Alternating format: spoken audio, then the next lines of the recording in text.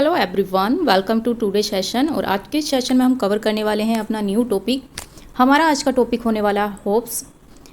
Topic start करने से पहले मैं आपको बता देती हूँ कि हमारा जो ये सेशन है ये UGC net political science unit 2 western political thoughts 2012 से 2025 तक जितने भी PYQs एग्ज़ाम में आए हैं उससे रिलेटेड है।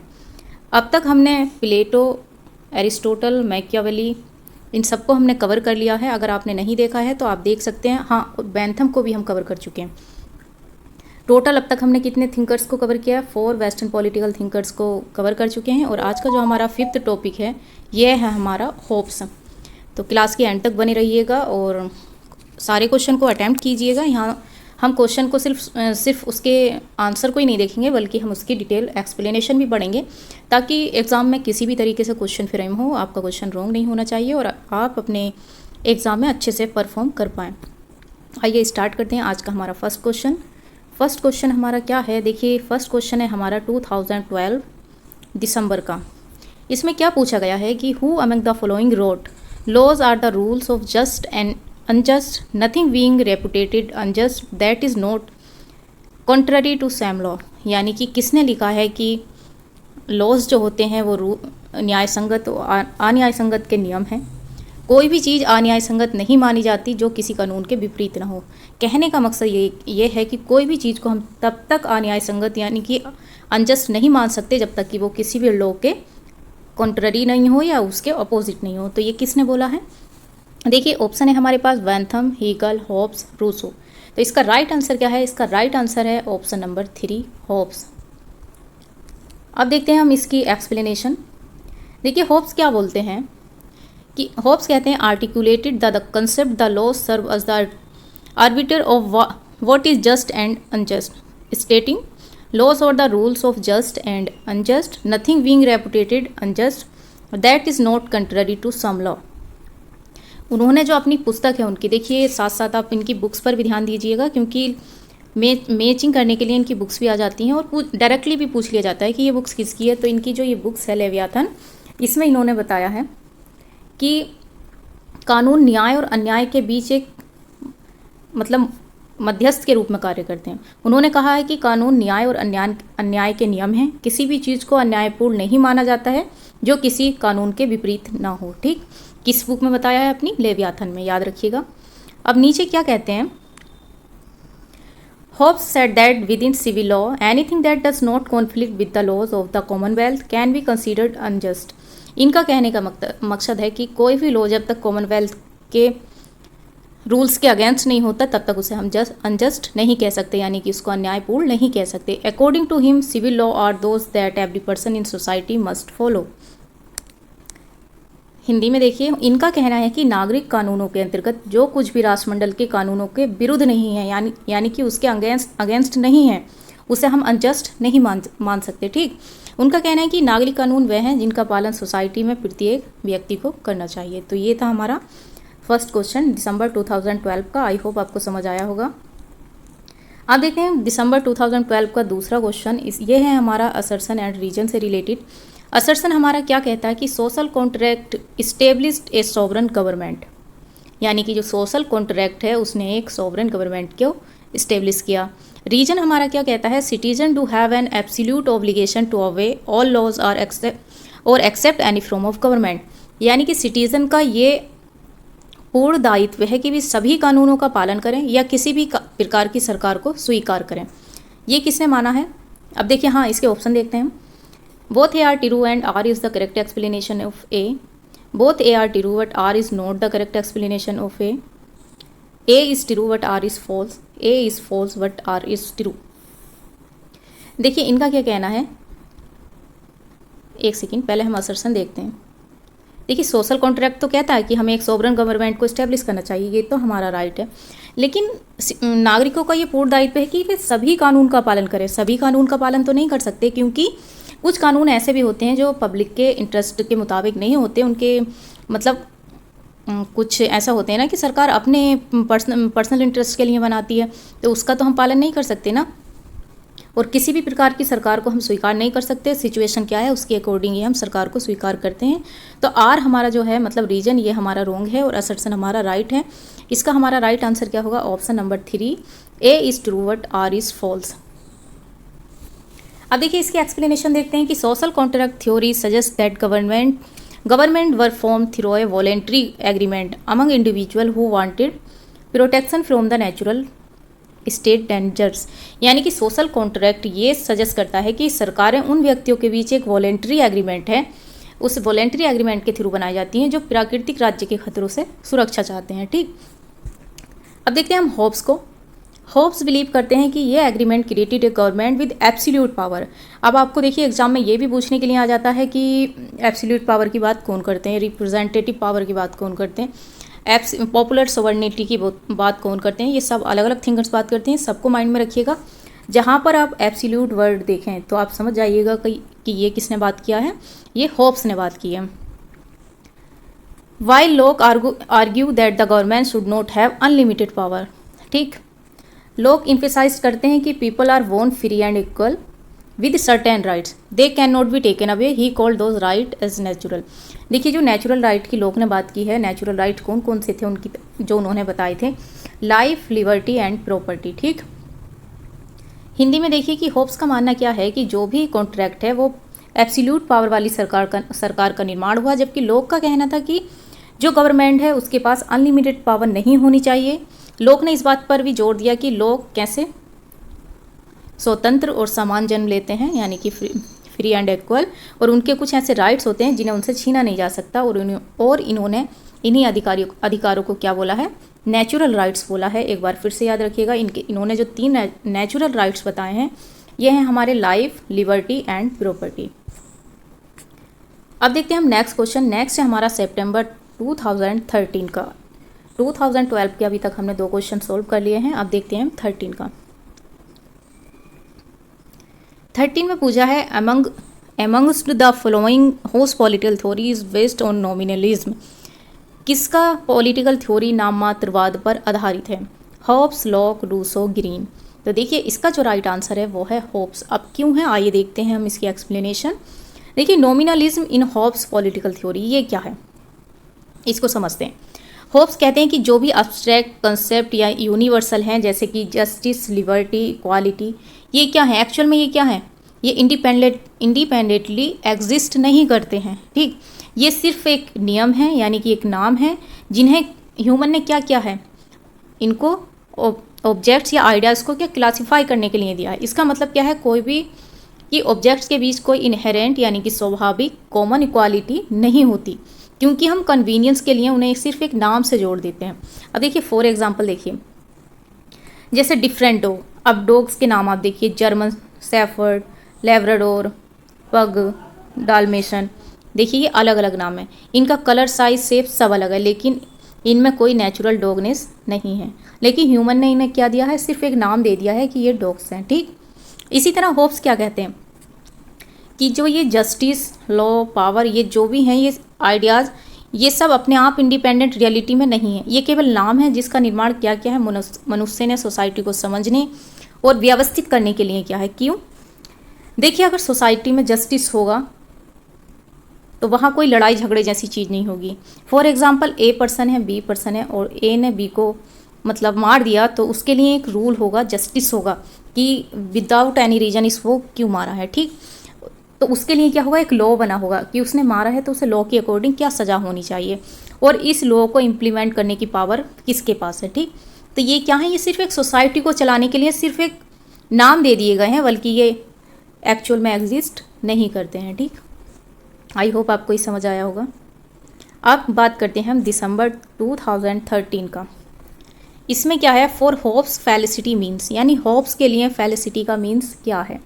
प्लेजर, आनंद, continue success in obtaining those things which a man from time to time desires, यानी कि उन चीज़ों को ऑब्टेन करना जो निरंतर सफलता जिनकी मनुष्य समय समय पर इच्छा करता है। थर्ड है एम्पैथी, यानी कि सहानुभूति, और थर्ड है नन ऑफ द अबव, यानी कि इनमें से कोई भी नहीं। तो देखिए पहले तो मैं आपको एक कॉमन सेंस बताती हूँ कि अगर आप एग्ज़ाम हॉल में हैं और आपको ये क्वेश्चन नहीं आता है, तो अगर आपको कुछ भी इसके बारे में नहीं पता है, फॉर एग्जाम्पल आपने ये कॉन्सेप्ट ही नहीं पढ़ा है, तो आप आंखें बंद करके जो ऑप्शन सबसे बड़ा हो उस पर टिक करके और आ जाएं। 99.99 आपका क्वेश्चन करेक्ट होने के चांसेस रहते हैं, ठीक। और अगर आपको थोड़ा बहुत पता है, आप रिलेट कर पाते हैं कॉन्सेप्ट से, तो आप इजीली अपना आंसर जो आपको सही लगे वो करके आइए। और अगर आप कुछ भी नहीं जानते हैं तो ये सिर्फ एक छोटी सी ट्रिक है, आप ऐसा कर सकते हैं। तो देखिए इसका आंसर क्या है, फेलिसिटी का मीन क्या बताया है उन्होंने, आइए एक्सप्लेनेशन देखते हैं। आंसर है इसका ऑप्शन नंबर 2। होप्स कहते हैं कि हैप्पीनेस कोई फाइनल गोल नहीं है, बल्कि एक क्या है, ये कॉन्टीन्यूअस प्रोसेस है। यानी कि जो ह्यूमन है वो नए नए डिज़ायर और पावर के पीछे क्या करता है, कंटिन्यू प्रयास करता रहता है। उसका मानना ये है कि जब समाज में लॉ एंड ऑर्डर होगा तब एक सॉवरन अथॉरिटी स्टेबल हो पाएगी, जो कि सिक्योरिटी मतलब प्रोवाइड करा सकेगी, ठीक। अब एग्जांपल देखिए इसका, ट्रैफिक रूल्स ना हो तो ह्यूमन क्या करेगा, अपनी इच्छा से ड्राइव करेगा, जिससे क्या होगा, एक्सीडेंट होगा और बहुत सारा वहाँ पर एक वे उत्पन्न होगा, यानी कि डर का माहौल बन जाएगा। जब कोई ट्रैफिक रूल ही नहीं है तो जिसका मर्जी करेगी वहीं पे जाएगा। अभी तो क्या है, रेड ग्रीन येलो लाइट है, उसके अकॉर्डिंग हम अपने रोड पर चलते हैं, तो एक रूल बना हुआ है, ठीक। अब देखिए जब ट्रैफिक पुलिस सॉवरन नियम बनाती है तब समाज में क्या होती है, सिक्योरिटी आती है, सुरक्षा होती है और व्यक्ति अपने जीवन को शांति से जी सकता है। आई होप ये समझ आया होगा। तो फेलिसिटी का मीन क्या है कि उन चीज़ों को प्राप्त करने में निरंतर सफलता जिनकी मनुष्य समय समय पर टाइम टू टाइम इच्छा करता है। तो इसका राइट आंसर क्या होगा, ऑप्शन नंबर 2। अब देखते हैं हम नेक्स्ट क्वेश्चन। नेक्स्ट है हमारा जून 2014। क्वेश्चन हमारा क्या है, for home all existence is simply a matter in motion. यानी कि किसने कहा है सारा अस्तित्व केवल एक मोशन है, यानी कि गतिशील पदार्थ है। ऑप्शन देखते हैं, Plato, Hobbes, T H. Green, Rousseau. तो देखिए all existence is matter in motion, ये किसने बोला है, ये होब्स ने बोला है। अब हम देखते हैं इसका एक्सप्लेनेशन। देखिए Hobbes, all existence is matter in motion, according to Thomas Hobbes पूरा संसार यानी कि होल वर्ल्ड, चाहे वो फिजिकल बॉडीज हो या ह्यूमन माइंड, सब कुछ केवल मैटर इन मोशन है, यानी कि सब गतिशील है। देखिए फिजिकल बॉडी है हमारी, हर वक्त चलती रहती है, गति करती रहती है। ह्यूमन माइंड है हमारा, अभी कहीं है कभी कहीं है। अभी आप क्लास देख रहे हैं, आपका क्लास में है, क्लास में बैठे बैठे आप कहीं जा सकते हैं, तो ये क्या है, मैटर इन मोशन है। उन्होंने लेवियाथन में, देखिए स्टार्टिंग में भी मैंने बात की थी कि इनकी जो बुक्स है लेवियाथन, और उसका ईयर भी याद रखिएगा 1651। इन्होंने कहा है कि मेंटल एक्टिविटी की शुरुआत सेंस परसेप्शन से होती है, जो बाहरी ऑब्जेक्ट्स की मोशन से पैदा होते हैं। मेंटल एक्टिविटी कहाँ से होती है, ये सेंस कहाँ से होते हैं, जो बाहर हम ऑब्जेक्ट देखते हैं। फॉर एग्जांपल अभी आप ये क्लास देख रहे हैं, होप्स को पढ़ रहे हैं, तो आपका माइंड सेंस लगाने लगेगा कि उस टाइम होप्स ने ये क्यों बोला, कैसे किया, इसको मैं कैसे पढ़ूँ, ये सब क्या है, एक आपके माइंड में जो है मोशन होने लगेगा, ठीक। अब एग्जाम्पल देखिए कि कोई पर्सन है, उसको वॉर का साउंड सुनाई देता है, ये मोशन ऑफ एयर पर प्रैक्टिकल साउंड वेव्स है जो उसके कानों ब्रेन तक पहुंचती है, ठीक। और वहाँ पर परसेप्शन क्रिएट करती है, जैसे फियर या डिज़ायर ऑफ सेफ्टी। अभी आपने देखा होगा ऑपरेशन सिंदूर चला, हमने अलग अलग स्टेट का देखा, कैसे जम्मू एंड राजस्थान, पंजाब, जो भी बॉर्डर पे थे, वहाँ पर लोग कितने डरे हुए थे। तो सिर्फ कैसे डरे हुए थे, कुछ लोगों ने आंखों से कुछ नहीं देखा था, लेकिन उन्हें वहाँ से एक साउंड सुनाई देती थी। वो साउंड की जो वेव्स थी वो उनके कानों से कहाँ तक पहुँचती थी, उनके ब्रेन तक पहुँचती थी, और वहाँ से एक परसेप्शन क्रिएट हो जाता था। वो क्या होते थे, डर जाते थे, ठीक, और अपनी सेफ्टी की डिज़ायर करते थे। आया समझ। अब देखते हैं आगे, यही परसेप्शन आगे चलकर क्या करता है, उसके थॉट्स, डिसीजन और एक्शन को शेप करता है। लोग अलग अलग के थॉट्स उनके माइंड में आ रहे थे, डिसीजन ले रहे थे कि हमें यहाँ पर रहना है या नहीं रहना है, उसी को लेकर वह अपने एक्ट भी कर रहे थे, ठीक। इस प्रकार होब्स के अनुसार मनुष्य की फियर ऑफ वायलेंट डेथ भी मैटर इन मोशन का परिणाम है, और यही उसे सोशल कॉन्ट्रैक्ट एक्सेप्ट करने पर मजबूर करती है। आई होप ये क्लियर हुआ होगा आपको। नेक्स्ट क्वेश्चन है हमारा जून 2015। ये क्या कहता है कि which one of the following social contract traditions has not been revitalized by John Rawls in his book a theory of justice. देखिए सबसे पहली बात कि आप क्वेश्चन को अच्छे से रीड करना सीखिए। अब इस क्वेश्चन में देखिए आपको क्या देखना है कि इसमें जॉन रॉल्स दिए गए हैं और उनकी book a theory of justice दी गई है। अब ये मैं आपको क्यों समझा रही हूँ, देखिए अभी यहाँ पर जो हम पढ़ रहे हैं होप से रिलेटेड क्वेश्चन को सॉल्व कर रहे हैं, PYQ है ये हमारा। हो सकता है जून 2015 में ये क्वेश्चन पूछा गया, होप्स से रिलेटेड है, लेकिन जैसे ही हम क्वेश्चन पेपर के आगे जाएंगे तो किसी क्वेश्चन में a theory of justice book दे रखी हो और उसको मैचिंग करने के लिए दे दिया गया हो, तो अगर जिस भी कैंडिडेट ने क्वेश्चन को अच्छे से पढ़ा होगा, अगर उसको थ्योरी ऑफ जस्टिस नहीं भी पता होगी तो उसको याद होगा कि उस क्वेश्चन में इस तरीके से पूछा गया है, तो ए थ्योरी ऑफ जस्टिस किसकी है, जॉन रॉल्स की है। ऐसा कई बार हुआ है कि एक क्वेश्चन मतलब हो सकता है पैसेज में दे दिया हो, मैचिंग में दे दिया हो, या कहीं पर भी एक ही चीज़ को दो दो तीन तीन जगह दे रखते हैं, जिससे बहुत सारे जो शार्प माइंड के कैंडिडेट होते हैं वो अपने एक ही चीज़ से दो तीन क्वेश्चन को राइट कर देते हैं। तो इसलिए क्वेश्चन को केयरफुली रीड कीजिए और उसके बाद अटेम्प्ट कीजिए। तो देखिए इसमें किसने सोशल कॉन्ट्रैक्ट परंपरा को जॉन रॉल्स ने अपनी पुस्तक थ्योरी ऑफ जस्टिस में पुनर्जीवित नहीं किया है। किसके सोशल कॉन्ट्रैक्ट को, एक सेकेंड, ऑप्शन है हमारे पास, एक सेकेंड, होब्स, रूसो, जे रूसो, इमैनुअल कांट, ये यहाँ पे लॉक लिख देते हैं, LOC के लिए, ये टाइपिंग एरर है, ठीक। तो ये जो है ये किसने नहीं किया है, ये होब्स को नहीं किया है, यानी कि जॉन रॉल्स ने अपनी बुक में ए थ्योरी ऑफ जस्टिस में किसको नहीं किया है, होब्स के सोशल कॉन्ट्रैक्ट की बात नहीं की है। राइट आंसर क्या होगा, ऑप्शन नंबर ए। अब बात करते हैं दिसंबर 2015 की। विच one of the following statements of Hobbes was wrong. इसमें क्या मतलब स्टेटमेंट दे रखे हैं और बोला गया है कि कौन सा रॉन्ग है। देखिए, state of nature was pre political and pre social, sovereign was a party to the contract. Third है, human nature was dominated by acquisitive into positive instinct and love of gallery. Man in the state of nature was solitary, nasty, brutish and short. देखिए इसमें गलत पूछा है, मतलब wrong पूछा है statement. सबसे पहली बात तो आप याद रखिएगा कि होब्स का जो स्टेट ऑफ नेचर है वो कैसा है, pre political and pre social है। इसके बाद ह्यूमन नेचर कैसा था, dominated by acquisitive into positive instinct and love of gallery था, ठीक। और फोर्थ क्या है, मैन कैसा था स्टेट ऑफ नेचर में, solitary, nasty, brutish and short था। तो ये तीनों जो हैं ये राइट है। Sovereign was a party to the contract, ये गलत है, sovereign was not party to the contract, ये हमारा राइट आंसर है। इसमें हमारे क्वेश्चन में क्या पूछा है, रॉन्ग पूछा है। अब ये कैसे है, आइए एक्सप्लेनेशन देखते हैं। जो होब्स की सोशल कॉन्ट्रैक्ट थ्योरी है उसमें सोवरन जो है, सोवरन का पक्षधर नहीं होता है, उसे एब्सोल्यूट, परमानेंट और इनफेलिबल माना गया है, ठीक। एब्सोल्यूट की बात की है आपने, मैंने अभी स्टार्टिंग में बताया भी आपको।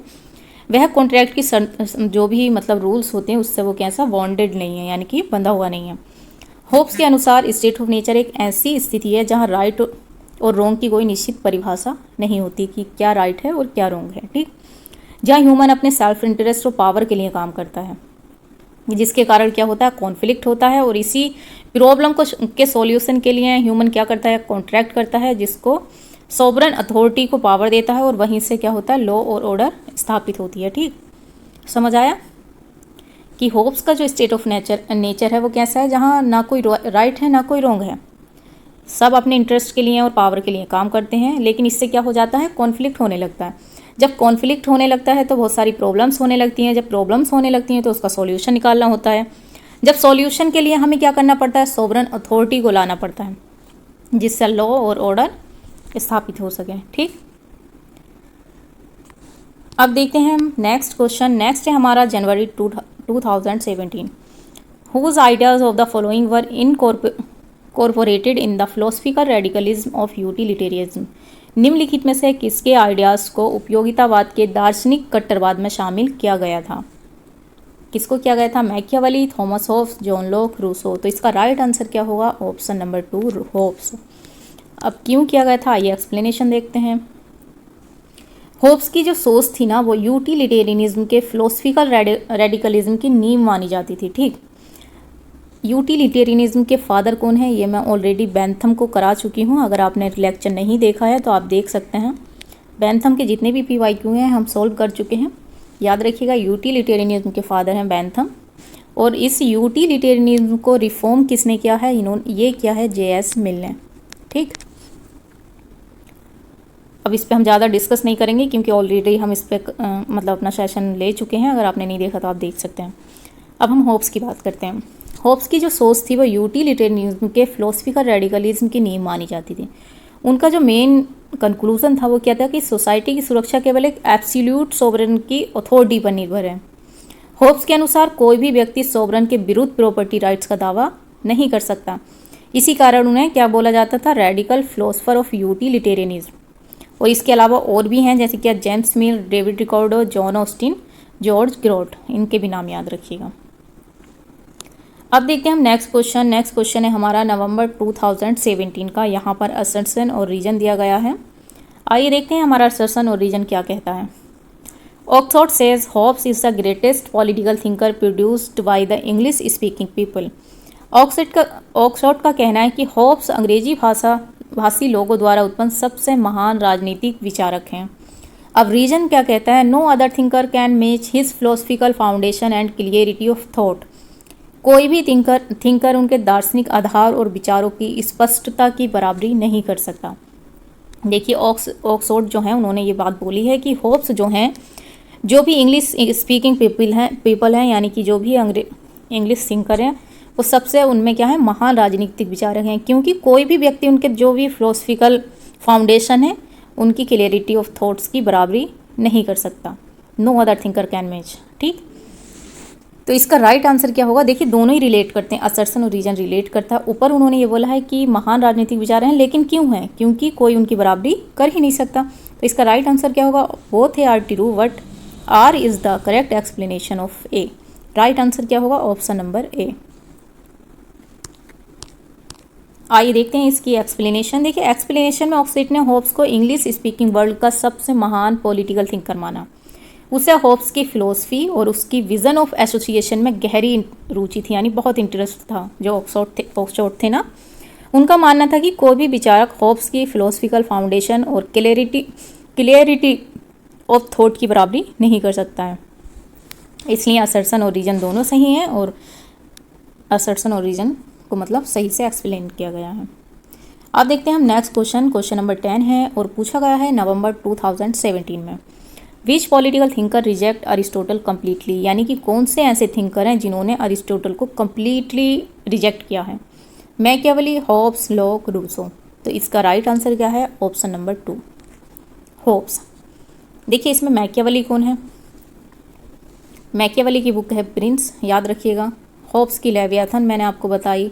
लॉक को अभी हमने पढ़ा, इन्होंने नेचुरल राइट्स दिए हैं 3, जो कि life, liberty and property.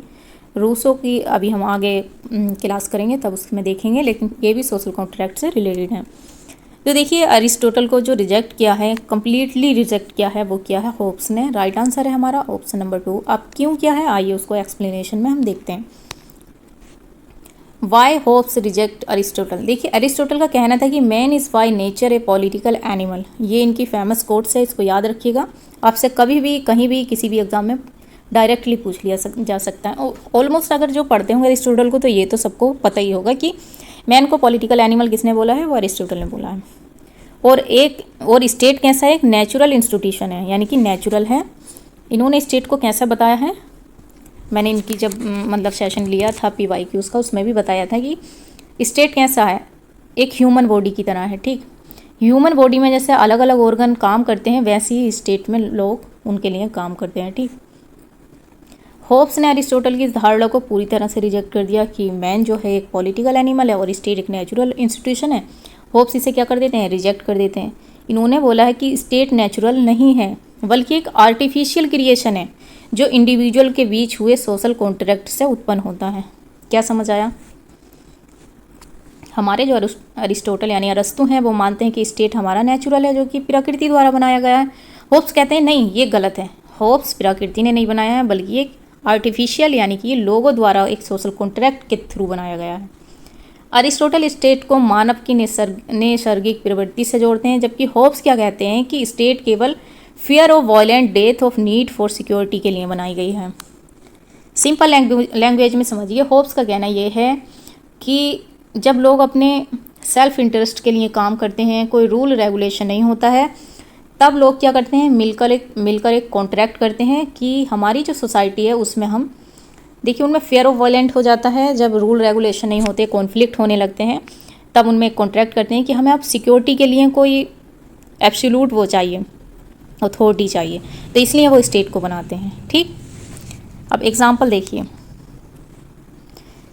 Aristotle के अनुसार परिवार और विलेज नेचुरली डेवलप होकर क्या बनाते हैं, स्टेट बनाते हैं। जैसे अरस्तु ने सिंपल बोला है कि पहले फैमिली होएगी, ठीक, उसके बाद क्या होगा, उससे गांव बनेंगे यानी कि विलेज बनेंगे, उसके बाद क्या होगा, स्टेट बन जाएगा।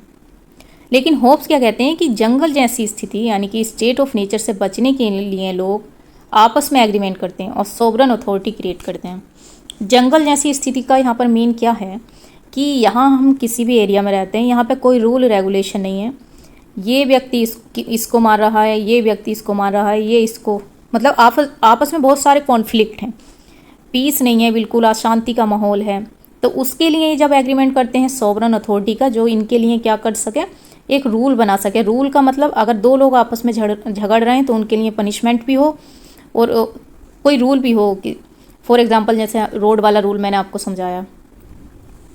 तो इस तरीके से होप्स ने क्या किया है, थ्योरी ऑफ नेचुरल स्टेट को पूरी तरीके से रिजेक्ट किया है। ये जो एक एक पॉइंट है आप अपने माइंड में बिठा लीजिएगा, क्योंकि एग्जाम में इन्हीं पॉइंट से क्वेश्चन को हम सोल्व करते हैं, ठीक। अब देखते हैं नेक्स्ट क्वेश्चन। नेक्स्ट है हमारा नवंबर 2017, power not right is the focal point for Hobbes why. Question हमारा क्या कहता है, होप्स का जो फोकल पॉइंट है वो पावर है, ना कि राइट। लेकिन क्यों? स्टेटमेंट देखते हैं, power is more important then right, यानी कि पावर ज़्यादा इंपॉर्टेंट है राइट से। राइट विल इंटेल ड्यूटीज़, यानी कि राइट के साथ कर्तव्य भी जुड़ेंगे।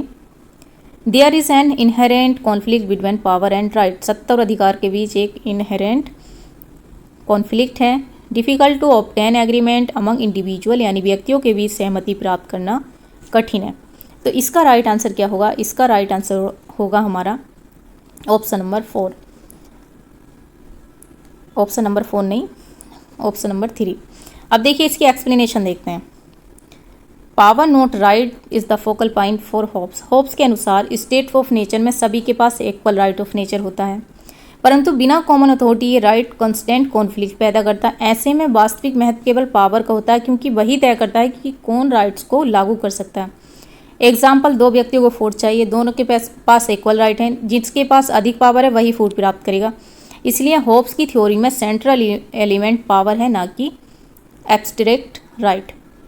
तो क्या है, पावर और राइट्स के बीच क्या है, एक कॉन्फ्लिक्ट है, ठीक। अब देखते हैं हम नेक्स्ट क्वेश्चन। नेक्स्ट है हमारा दिसंबर 2018 का। Thomas Hobbes construct his political philosophy on the basis of his postulates derived from, यानी कि थॉमस होब्स ने अपनी राजनीतिक दर्शन का निर्माण निम्नलिखित में से प्राप्त सिद्धांतों के आधार पर किया।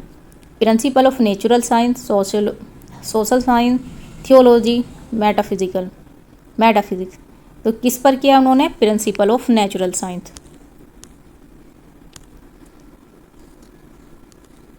आइए देखते हैं हम इसकी explanation. Hopes method and human nature. Hopes ने अपनी पॉलिटिकल फिलोसफी को नेचुरल साइंस यानी कि मैथमेटिक्स और मैकेनिक्स के प्रिंसिपल पर आधारित किया है। उन्होंने डिडक्टिव रीजनिंग का प्रयोग किया है, और इसके अलावा अरस्तु ने भी डिडक्टिव का किया है, जबकि प्लेटो ने इंडक्टिव का किया है, ये याद रखिएगा। उनके अनुसार मानव के स्वभाव दो तरह के होते हैं, एक होता है पोस्टुलेट ऑफ नेचुरल एपेटाइट, दूसरा होता है हमारा postulate of natural reason. First में क्या होता है कि जो भी उनके भीतर डिज़ायर और इम्पल्सेस होते हैं उनको सर्वाइवल, कंफर्ट और पावर की चाह होती है, ठीक। हर कोई पावरफुल बनना चाहता है। सेकंड जो होता है मनुष्य की रैशनल थॉट और डिसीजन मेकिंग की क्षमता, जिसके आधार पर वह अपनी सुरक्षा और लाभ सुनिश्चित कर सके, ठीक। जैसे यहाँ पर भी यही एग्जाम्पल है, दो पर्सन हैं, दोनों को खाने के लिए संघर्ष कर रहे हैं, तो ये क्या है, एपेटाइट है। तो वे समझ सकते हैं कि लड़ाई से तो दोनों का नुकसान होगा, इसलिए वे फूड शेयर कर लेंगे, और इसी के आधार पर होप्स की सोशल कॉन्ट्रैक्ट थ्योरी भी बनती है। अब देखते हैं हम नेक्स्ट क्वेश्चन। नेक्स्ट है हमारा जून 2029 का। Who state that the life of man is solitary, poor, नेस्टी, brutish and सोर। ये तो हमने स्टार्टिंग में पढ़ा था कि ये होप्स ने बोला है, और कहाँ पर बोला है, अपनी बुक लेवियाथन में बोला है, ठीक। लेवियाथन कब की है? 1651 की। ये देखिए नीचे लिखा भी है, the life of man is solitary, poor, नेस्टी, brutish and short. Hopes कहाँ पर बोला है? लेवियाथन 1651 में।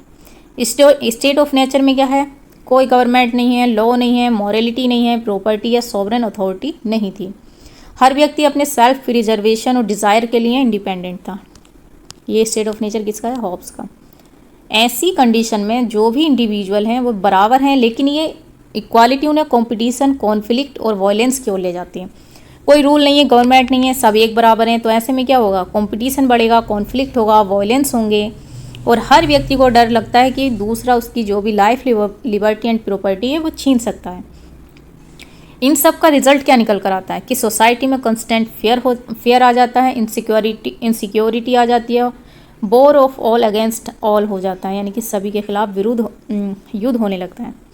इसी कारण होप्स ने कहा है कि ऐसी अवस्था में मनुष्य का जीवन कैसा हो जाता है, सॉलिटरी हो जाता है, यानी कि वह अकेला रह जाता है, पुअर हो जाता है, उसके पास कोई भी रिसोर्सेज नहीं होता, नेस्टी हो जाता है, विरूटिस और सॉल्ट। आई होप आपको ये समझ आया होगा।